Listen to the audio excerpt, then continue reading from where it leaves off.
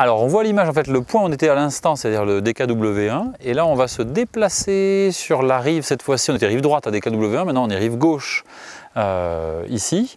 Et en fait on est juste à l'aplomb de DKW2 qu'on va aller voir dans un instant, mais c'est au-dessus, on le verra tout à l'heure, c'est au-dessus de cette petite corniche. Et là on est dans un secteur qui en fait, fait un très bon raccord stratigraphique. C'est qu'en fait, au niveau de Romain, qu'on est en train d'essayer de grimper, ne te cache pas, le pauvre, regardez-le, voilà, il est caché. En fait, devant Romain, on est sur la Bernosa. Donc en fait, la très belle Bernosa, magnifiquement exprimée en face dans la séquence qu'on a vue à DKW1, là, on l'a ici, dans une beaucoup plus limitée. Pourquoi beaucoup plus limitée? Parce qu'elle s'est fait tronquer. Il y a une érosion de la Bernosa qui est très nette, juste à peu près au niveau de la tête de Romain. Je ne sais pas si on voit la tête de Romain, mais en fait, ça, c'est la limite d'érosion de la Bernosa. Et ces pieds sont quelques dizaines de centimètres au-dessus des siltes qu'on avait également en face. Donc en fait, on a la même séquence, on a les siltes. Il faudrait creuser profond pour retrouver certainement l'alluvial qu'on a vu à DKW1, mais ici l'érosion n'est pas suffisamment forte pour qu'on puisse atteindre cet alluvial. Donc on doit voir l'alluvial sous nos pieds, mais on ne le voit pas ici. On a les siltes, puis la Bernosa tronquée. Cette troncature de la Bernosa, on ne sait pas exactement de quand elle date. On ne sait pas quand la Bernosa a été tronquée.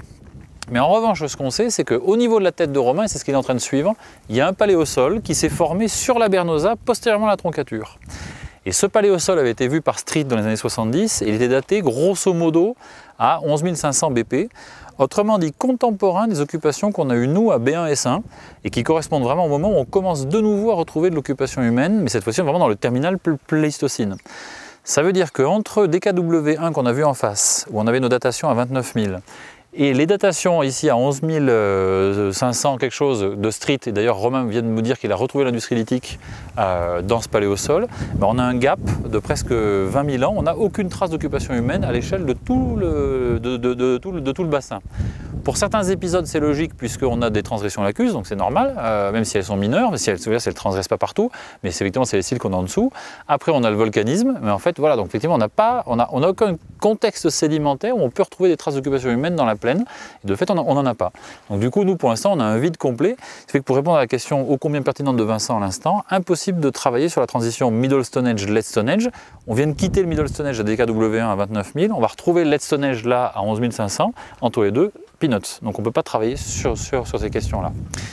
Quoi qu'il en soit, ce paléosol-là qui se forme aux dépens du sommet de la Bernosa suite à son érosion, encore une fois érosion dont on ne connaît pas exactement la date, ce paléosol, lui, marque vraiment l'entrée dans le Late Stone Age. Là, on part dans le Late Stone Age et qu'on va suivre pour le terminal Pléistocène et le début de l'Holocène.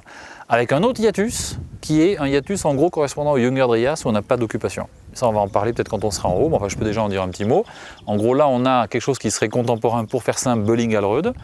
Ensuite, on a des siltes au-dessus, donc on voit qu'on a un épisode humide. Puis on a donc là, de nouveau transgression lacustre mineure. Puis on a certainement régression lacustre. On a toute une section de paléosols qu'on va voir au-dessus, qui sont des paléosols qui datent du début de l'Holocène. Le Younger Dryas, qui donc en gros, voilà, sur le 11e millénaire, Cal BC, où est-il là-dedans? Est-ce qu'il serait assez paradoxalement contemporain de la transgression lacustre? C'est possible. Est-ce qu'il n'est pas du tout exprimé dans le paysage, ni par une érosion, ni par un dépôt? On n'en sait rien, on n'arrive pas à le caler. Quoi qu'il en soit, on va dire qu'entre 11 500 Cal BC et grosso modo 10 000, on va dire 9 900 Cal BC qu'on va retrouver en haut à DKW2, on a à peu près 1000 à 1500 ans où là pareil, paf, on n'a plus de traces d'occupation humaine. Donc on a un nouveau petit hiatus dans l'occupation, entre ces occupations terminales Pléistocène qu'on a ici et les occupations qu'on a vues à B1S1 et B1S4 d'ailleurs, qui étaient donc Bölling-Alröd pour faire simple, plutôt Alröd, on a de nouveau un petit hiatus. Détail intéressant, Street, d'après le travail de Clément qui a recollé un peu toutes les données de Street, ce serait dans ce paléosol-là que Street aurait trouvé un crâne humain, ce qui serait une découverte assez exceptionnelle parce qu'on a très peu de vestiges humains conservés pour ces phases-là. Malheureusement, crâne humain perdu là aussi dans les collections du musée d'Addis Abeba, donc impossible de remettre la main dessus. Pas vraiment publié, il y a une photo, je crois, il y a guère mieux que ça. Et donc évidemment, ce serait intéressant de reprendre des opérations là-dessus. Sauf que comme on le voit, le paléosol ici, dans sa position, il est quand même très charbon. Bingo loto!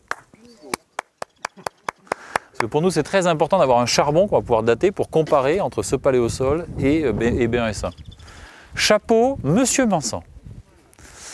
Donc voilà, c'est le paléosol, voilà, c'est ça. C'était au niveau de la tête de Romain, quoi, tac. Qui donc se forme aux dépens de la Bernosa, mais encore une fois, postérieurement à son érosion. Il faut imaginer qu'il y a la Bernosa qui là aussi devait faire des mètres et des mètres. Là par contre, elle fait à peine 2 mètres, quoi. Même un peu moins, parce qu'en gros, c'est la taille de Romain, donc ça doit faire 1m30. Non, je plaisante, ça va. Là, c'est le moment, il faut rire, en fait. Voilà, c'est pour les... voilà.